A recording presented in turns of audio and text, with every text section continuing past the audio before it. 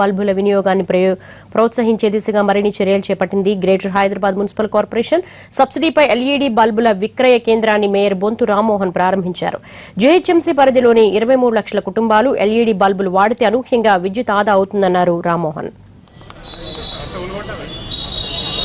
మీరు 2 బల్బులు అయితే పట్టుకున్నాను.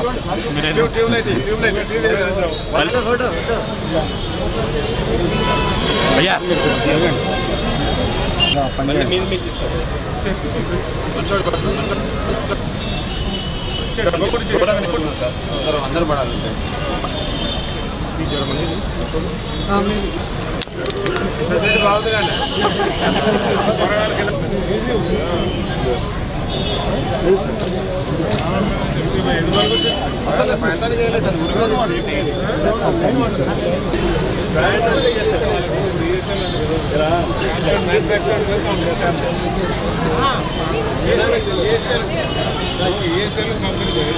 మరి తక్కువ ధరకు మార్కెట్లో ఉన్న తక్కువ ధరకు 50% పైన మరి తక్కువగా మరి ఇవ్వడం జరుగుతుంది.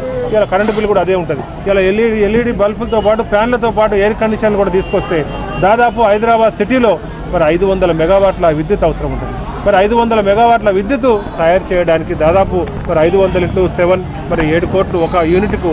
ఇలా 1 మెగావాట్ తయారు చేయాలంటే 7 కోట్ల రూపాయలు ఖర్చు అవుతుంది. మరి 23 లక్షల కుటుంబాలు ప్రతి ఇంటికి ఎల్ఈడి కనుక పెట్టుకుంటే మరి ఇలా 500 మెగావాట్ల విద్యుత్ మనకు ఆదాయ ఆస్కారం ఉంది. తద్వారా ఒక యూనిట్